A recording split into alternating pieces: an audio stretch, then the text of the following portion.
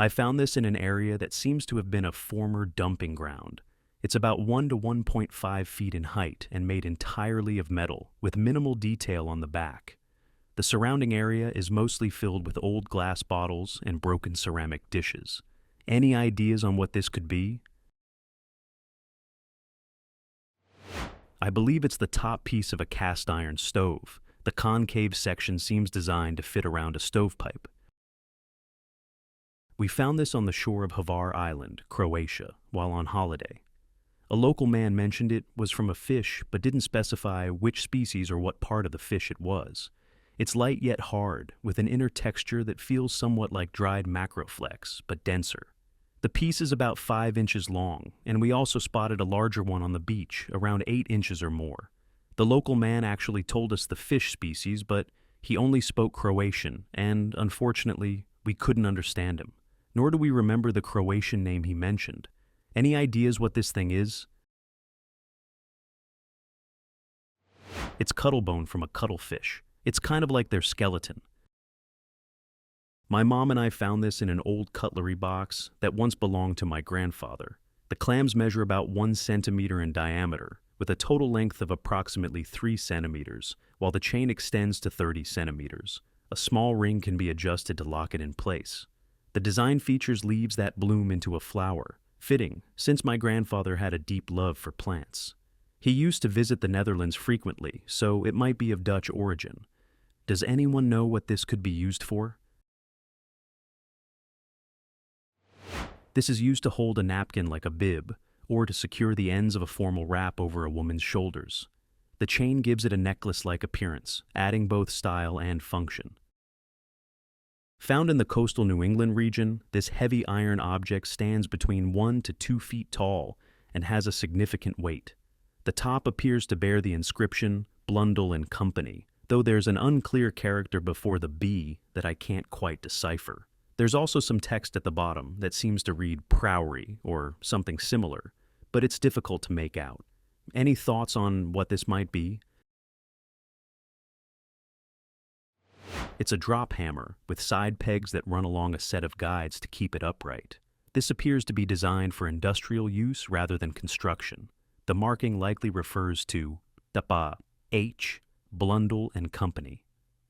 Of Providence, a company known for manufacturing lathes and other machine tools in the 1800s to early 1900s. I've been trying to identify these ever since I spotted them in July 2022 near Notting Hill Gate, close to the tube station in London. They are rotating iron spikes positioned about 2 feet off the ground in 3 recessed niches set back from the sidewalk. It looks like they were originally designed to spin individually, but layers of paint have likely frozen them in place over time. At first, I thought they might be some kind of hitching post, but they seem too low to the ground for that.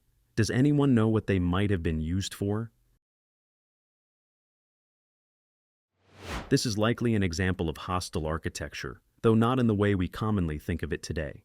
These rotating spikes appear to be an early security feature, similar to modern anti-climb fences. They were probably designed to prevent people from sitting in the niches while also acting as a deterrent against climbing into what seemed to have once been windows. I found a set of 10-inch long cast iron interlocking monkey figurines at a flea market. There are about 25 to 30 of them in total. They resemble the barrel of monkeys game, but their size and weight suggests they weren't meant as toys. Has anyone seen these before or know what they might have been used for? They're actually plant hangers. I honestly thought they were the original barrel of monkeys game, but in metal from my childhood. I can still hear the jingle from Saturday morning cartoons. Nothing's more fun than a barrel of monkeys, you've heard people say. Yet, what I did yesterday, that completely escapes me. We found these iron objects hanging on the wall in our new home.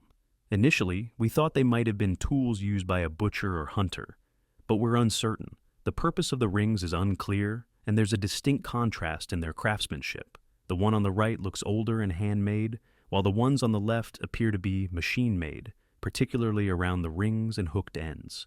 Any idea what these might be? These are designed to suspend a pot over a fire, with a chain of rings that lets you adjust the pot's height relative to the flames or coals. The hooks don't hold the pot directly. Instead, they attach to the rings. At the top, a curved section secures the pot's handle, similar to a bucket handle. By engaging the hooks, you shorten the chain, raising the pot further from the fire. Unhooking them lets the chain hang at full length, allowing the pot to hang closer to the heat. I found a massive cast iron wheel drive system mounted horizontally about 6 feet above the floor on the original wall of an 1800s building located in the northeastern U.S. This building had served as a general store, department store, and luncheonette, eventually returning to its original purpose as a general store. Upon removal, clean machine oil leaked out. The system weighs several hundred pounds and appears to be cast iron. It seems likely that a belt was once attached, although no motor was found, and no other related machinery has been discovered. The purpose of this system remains unclear, but its design suggests it was once part of a larger, mechanized setup. Any ideas what this thing is?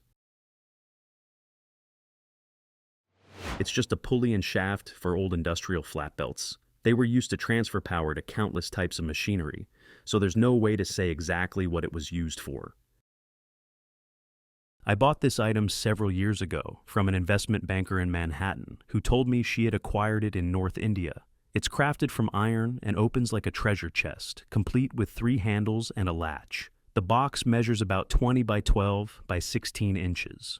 Over time, I've searched for it under terms like Indian tea chest, but had no luck identifying it. However, after some research, I now believe it might be a pan-don, a ceremonial box typically used to hold betel leaves and nuts.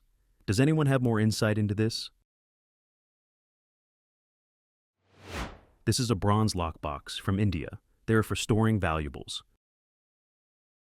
I found this about 6 inches underground while metal detecting near a home built around 1812. The site has some historical significance, as the house briefly served as headquarters for a well-known Union general during the Civil War. The object itself is about 4 to 5 inches long, roughly 1.5 inches thick, and incredibly heavy, likely cast iron. It has a channel-like groove on the top, with a slight lip along the edge. The sides are indented with ridges at both the top and bottom, while the bottom is flat with no visible markings, though it's still covered in rust. Iron seems like a reasonable guess, but unlike other antique cast iron irons I've seen, like my grandmother's, this one lacks a handle or any obvious way to grip it. Any thoughts on what it could be?